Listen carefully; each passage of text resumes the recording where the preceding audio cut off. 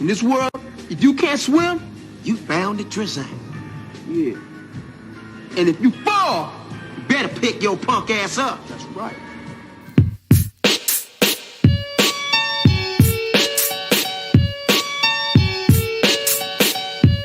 My name's Mike McCluskey. Do you know who I am? What did I just walk into? You gotta handle this money. This world don't make no sense without payback. There is no peace.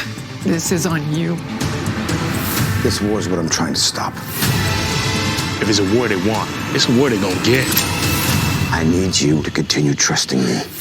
Mayor of Kingstown. What's going on, YouTube? We back in the Low Key Cave, Keyshawn 9's YouTube page, aka Mr. Low Key, and we back with another TV show review. This time we have Mayors of Kingstown, Season 2, Episode 1, Never Missed a Pigeon. This was definitely one of my favorite shows, if not of 2021. I think it came out early 2022 too. I think kind of in that season finale, if I'm not mistaken, but y'all let me know. But if I'm not mistaken, this is 2021. Either way, Mayors of Kingstown was one of my favorite shows at the time, starring Jeremy Renner. Of course, this is created by Tyler Shredden, who's pretty much on a goddamn mayhem as far as Paramount Plus TV shows or whatever, especially with Yellowstone and all the spin-offs he's doing with that. But he got another show on there that I'm recently done reviewed, and I like Tulsa King with Sylvester Stallone. So I'm definitely in the Tyler Shredden business. Hope I'm saying his name right, but I always go back to one of my favorite movies that he wrote, which is Sicario, Benicio del Toro, Josh Brolin. Man, that's my favorite, one of my favorite movies. Also Hell or High Water, or the other movie that he has with Jeremy Renner, Wind River, I think that's what it's called, with Elizabeth Olsen, one of my favorites too. But let's go ahead and jump into it, man. I've been looking forward to this. I could not wait for the season 2 of Mayors of Kingstown. Jumping into this, man, we pretty much got Mike and Iris pretty much out in the boat, chilling, pretty much giving her a chance to relax, because I think this is kind of the moments that Mike is getting ready to maybe try to get her to move forward as far as giving her a new life or whatever outside of Kingstown or whatever, and everything she'll be dealing with as far as Milo. Outside of that, of course, he's still dealing with everything as far as the aftermath of the riots, man. And it's a lot of shit that went on that I didn't know that happened, and we gonna get into it, man. But outside of Mike and Iris pretty much chilling or whatever on this boat, we get one of the security guards, Kareem. Shout out to my guy, man, Michael Beach. He's been in some things. He just recently was on Tulsa King. I think him and Tyler Shredden definitely got a mutual relationship, man. But he's a terrific actor, going all the way back to Soul Food. But anyway, Kareem, which was one of the main prison guards in the first season, who was involved in the riot when him and his crew got ambushed by some of the prisoners during the riot. It's a situation that happened in the midst of that I knew nothing about, which we gonna get to. And I'm like, wait a minute. Did they even show these parts? Did they film these scenes? I need to know, and I apologize if y'all hear my little baby in the background. My bad, while I'm doing my review or whatever. But yes, I was tripping off what the situation that happened, because y'all got to let me know, did they show this when they did the riots in the first season, as far as in that season finale or whatever? Because I don't remember seeing this, but I knew they got beat down or whatever as far as the security guards. I remember when they had brung them out or whatever, when they was doing not really a hostage exchange, but when Mikey came in, he was talking to the main leader of the Crips or whatever inside the prison. But yes, we gonna get to it, but it's a situation that happened with the guards that survived, that the guards that wasn't killed during the riot or whatever. In the midst of this, we get what the prisoners in the situation and their living conditions outside of the riot, because the prison has pretty much been tore down, and everything that's gonna happen at the prison or whatever, it's not even a living space. So it's not a space where you are able to hold prisoners at. So now they're pretty much intense on the outside, and the prison guards are pretty much watching them in a tower over the tents. They don't pretty much have no place to bathe. They pretty much are almost in some type of, like, I ain't calling it post-apocalyptic, but they pretty much scavengers. They pretty much scavenging. They barely are able to eat.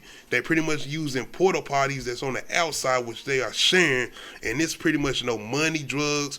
It's nothing being infiltrated in the outside like it was in the first season, when stuff was being handled inside and outside as far as the prison, when you had leadership.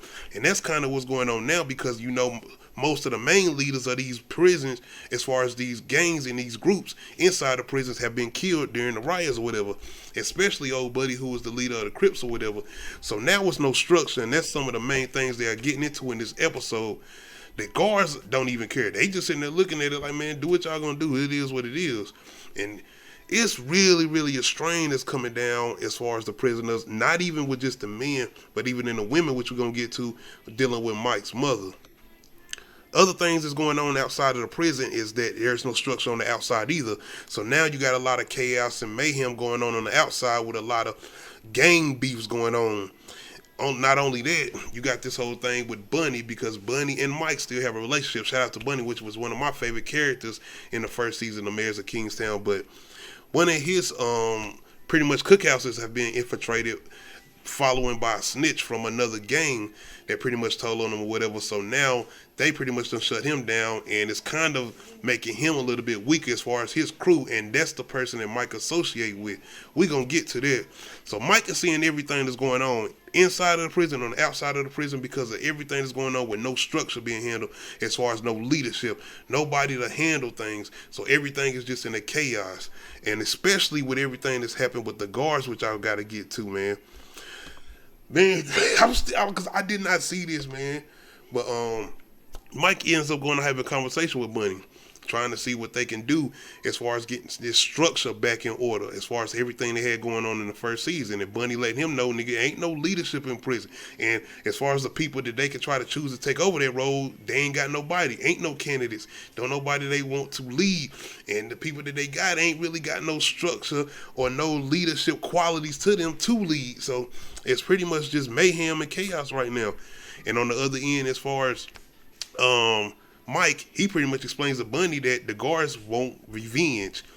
See, the thing is, the guards that wasn't killed, and it was a lot of guards that was killed, just like it was a lot of prison that was killed, and a lot of prison that was killed, the guards that actually survived, they were raped.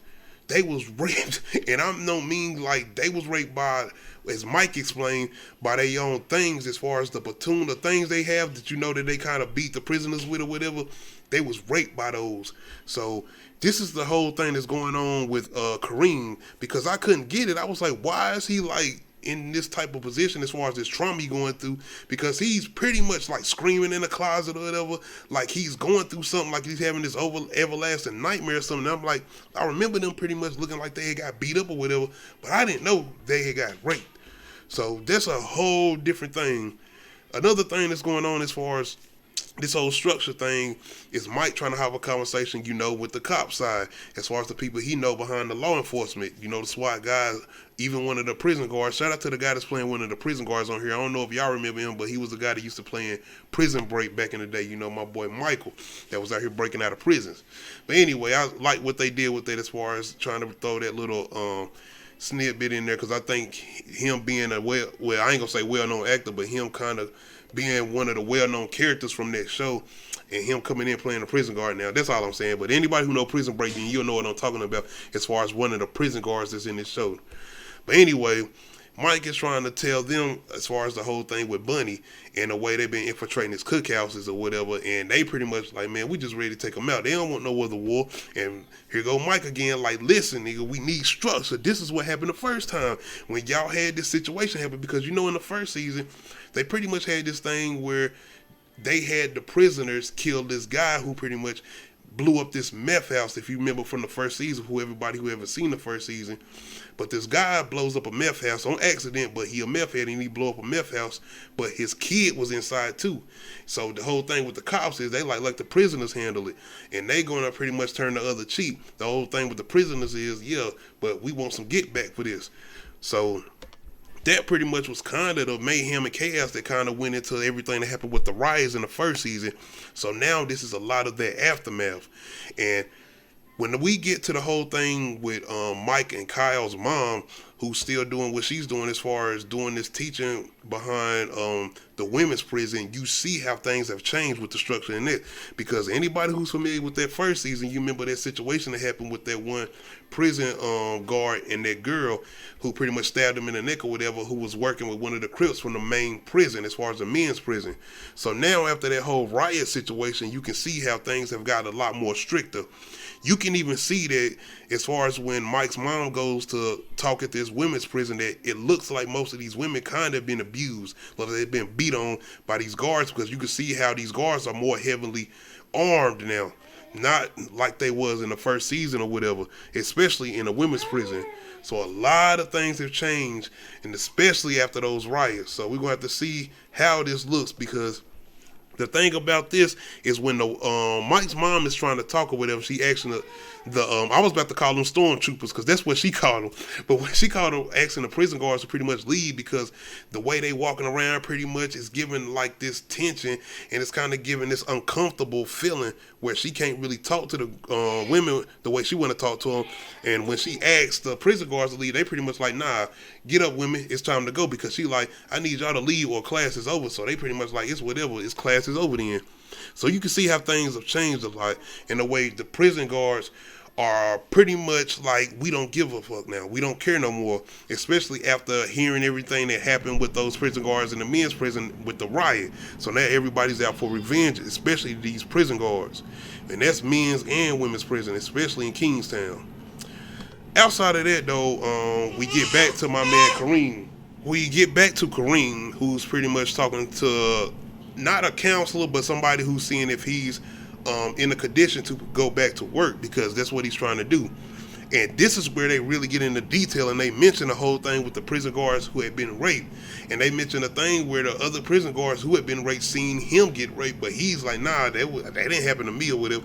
But you can see in his eyes, and you can see how, yeah, something did happen to him. And more than likely, that situation did happen, and he was one of the people that it happened to. So once again, y'all can let me know, did I miss something in that first season as far as those last two episodes where the riot had went down, and then in the season finale where it pretty much came to a full front? I didn't see this situation happen. I did see where they had got jumped and where they was getting beat down or whatever, but I didn't see that situation happen, which I'm glad I did. But I'm just saying, like, dang, I didn't know it went that far, and maybe they pretty much just giving it to us as far as our imagination, because I don't remember seeing that happening in those last two episodes as far as the first season. But yes, he's pretty much able to return to duty, and he's pretty much able to convince the guy that he's ready. And when he's able to go back, if y'all know that now they got the prisoners on the outside in the tents, and once again, these prison guards are looking for revenge, because everybody pretty much knows what happened, and I think they know what happened to him too, being that he was one of the ones that happened as far as the rape situation or whatever. So they got this whole thing where they pretty much are letting them pretty much beat prisoners to death. And I'm pretty sure, once again, that they know the situation that happened with him, and he's one of the main ones they want to get his get back as far as Kareem. So it's going to be interesting to see moving forward how he's going to be dealing with this, because even with him doing what he's doing, he's still going to be living through this trauma and that situation that he had to go through as far as what happened to him. And once again, I didn't know that happened. That was crazy hearing it. And Mike even starts mentioning it throughout the episode as far as like 33 or 35 prison guards were killed and the rest of them was raped. And I was like, what? I didn't see it. Like, what? Outside of that though, they start going into detail as far as the prisoners that was killed too, especially with Bunny and them having that conversation, because it was like over 192 prisoners killed. But one of the main things that's going on this season, of course you remember last season, Milo. He pretty much escaped easily out because of the whole thing that was going on, and he used the riot as pretty much an advantage to his situation as far as able to escape. So now they pretty much in so much of a cluster of how many bodies they got, and this criminal investigations going on with the way the SWAT went in and did what they did to the prisoners. It's so much going on. Now Mike is pretty much trying to find out, hold on, did Milo survive? And this is where him going into trying to have these conversations with the people as far as the prisoners, not the prisoners, but the prison guards or the people who are left over, who are pretty much going over the bodies or whatever that they have found. But like I said, it's over 192 prisoners as far as the ones that have been shot, who have been killed during the riot. So they pretty much can't keep up with everything.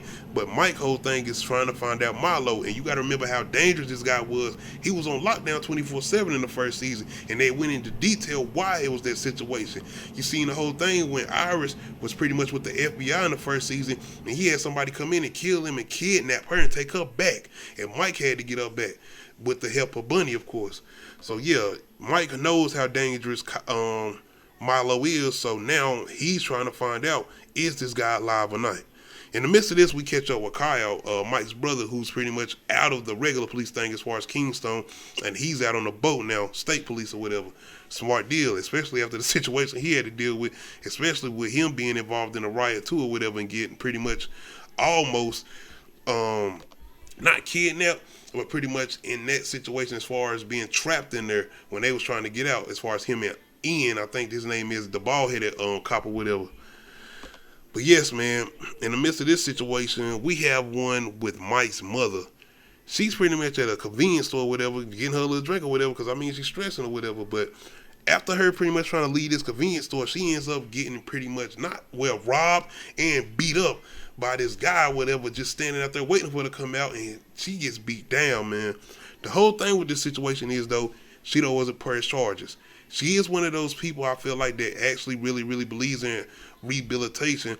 And with her even explaining it, and this is kind of a real situation, her whole thing with it is, if I do press charges or whatever, even though I know what he did to me is going to make the situation worse, and he's going to become a worse individual. And her whole thing is looking at, because in the midst of her getting robbed, she's just yelling like, just take the money. Don't take my wallet, just take the money, because she got valuable things in there outside of money as far as pictures of her sons or whatever. But that's the whole thing with their moms. She is not like, she just ain't no revenge type of person, and she ain't no person that holds grudges against people even when they harm her. And that's the whole thing with her and this individual, because I think he's a young person anyway. He's like a teenager. I mean, with all that being said, nigga, that's my mama. No, I won't see this nigga. Nah, you got to go down, because he was punching her in the mouth to get to this wallet or whatever. With all that being said, I guess you got to see a point of view of where she coming from, because you already know how they get down. And I was waiting. I was like, oh, these niggas gonna call Mike, and Mike gonna take this nigga out, especially after he hear what happened with his mama. But they was already trying to get to him before that, because what really pretty much changes her mind as far as pressing charges after she see the condition he's in when they catch up with him, as far as the cops that might be conversating with the detectives or whatever. And they pretty much, you already know, knowing that they got this relationship with Mike, they not trying to let this slide or whatever, but Mike's mom is really, really, really, really putting emphasis on let him go or whatever, because she knows what's going to happen with him. So that's kind of a slippery situation, because you get where she's trying to come from as far as the whole thing with throwing him in the system or throwing him in here just so he can pretty much come out worse than he already is. But it's like, damn, this is my mama. And that's almost like they mama to them too, being that their relationship they had with Mike and Kyle. Oh, man. After this, we get Mike pretty much going out to talk to Iris, because she's still on the boat. She didn't want to stay on the cabin. She wanted to stay on the boat. But now that Mike is pretty much getting a full confirmation that he knows that Milo is out here, he has to try to get Iris out. And I get it, man. Because when we get to the situation with Iris and him trying to pretty much get her to leave or whatever, she's like she don't want to go. And understandably, because she lets him know in that first season, reminding you, she was with other agents and she ended up still getting kidnapped by Milo's people. So her whole thing is like, I don't want to go nowhere but set with you. You understandable, because Mike seemed like the only nigga that can trust her. You seen what he did to the white supremacist group that pretty much had her and tried to pretty much sell her off to another gang or whatever. And you seen the way that nigga went back and pretty much John Wick their ass or whatever on that first season. One of my favorite shootout scenes in the TV show. But yeah, man, Iris, she ain't trying to hear it, man. And when she actually figures out, because Mike doesn't even come out to tell her that Milo escapes. He's pretty much just trying to tell her that he wants her to move on and try to have a different life outside of the shit that she's had to deal with as far as her previous life, as far as getting a new identity, new name and everything. but he's not telling her the full story as far as the situation with Milo. So once she actually finds that out, she actually just leaves as far as the agents, the FBI agents who are pretty much trying to put her in protective custody, and she comes back to Mike, the only person she feels that can protect her. But she really trying to get full confirmation from him too. And he pretty much know, without him trying to go in some type of denial, but he knows that Milo's out here. He did escape. Ain't no body confirmation or whatever. He out here.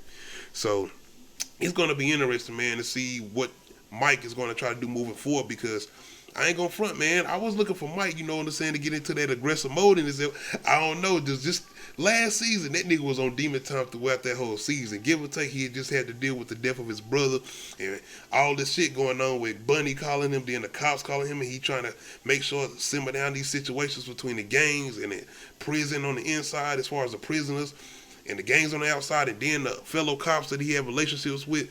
But in this episode, he's kind of calm. And shout out to his assistant, too. I forgot to mention her, but she's back, too, and I definitely enjoy her and Mike's relationship. But outside of that, I was looking for some of that, you know, that Mike, that aggressive Mike, the way he went in and whooped old buddy ass in the bar in the first season, who was pretty much Iris's pimp or whatever. But outside of that, it's going to be interesting to see how he deals with these situations as far as the structure of the leadership with the prisons and Bunny and them trying to find out what they're going to try to do to get this chaos under control and get it back to the way it was. Not only that, the whole thing with Milo and where he at. When is Milo going to make his move? It's going to be a lot, man. But yes, this is definitely one of my favorite shows. I'm definitely glad it's back out here. Mayors of Kingstown. Be on the lookout for these reviews. More than likely every Monday. I'm going to try to slide in some lives, but I feel like this episode wasn't structured enough for a live. Give or take, maybe I'll be in here and there with them. But other than that, make sure y'all hit that like button. If you're not subscribed to the channel, make sure you hit that subscribe button. Make sure you hit that notification bell, let you know when I upload new videos. Make sure y'all come through tonight for a live review of Sick, the new slasher horror movie that's on Peacock from writer of Scream, Kevin Williamson. Other than that, we out.